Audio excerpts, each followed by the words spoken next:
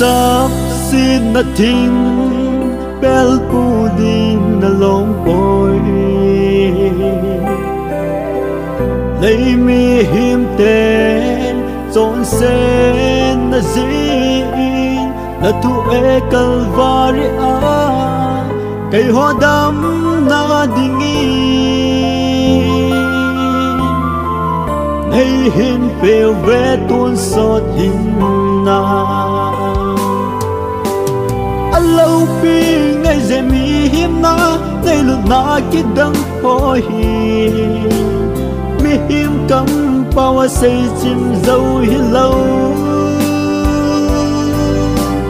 cá đâm lại xe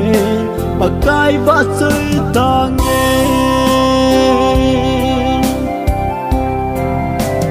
đây sẽ hin cô dòng cha in đây sung hi ama lâu pe pon do na dia asem he palo asim sa me he tâm pi van noi lei se núp chon na le du am nan alo du so ta alo pi ngày dễ mi hiểm na ngày lúc na kia đắng hoi mi hiểm cắm bao say chim dâu hi lâu cá đâm lại xe và cái vã chơi ta nghe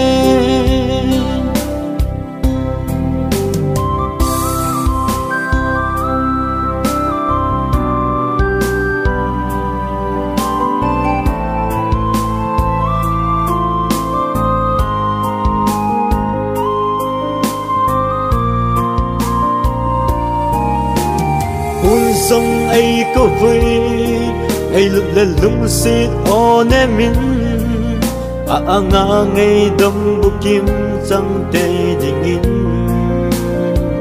ấy câu gì người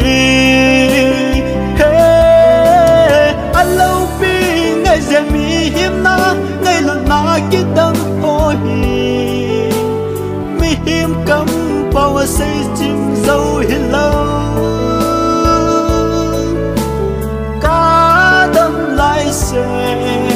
và cái vã chơi ta nghe Krista sáng nôm lầu tê vang chung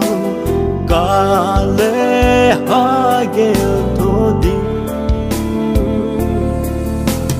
Krista câu na ô ngài ra lung hay chân chung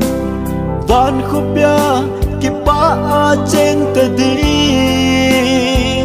tôn son na alo pi ngày dễ mi hiểm na ngày lúc na kia đắng hoi mi hiểm cắm bao say chim dâu hi lâu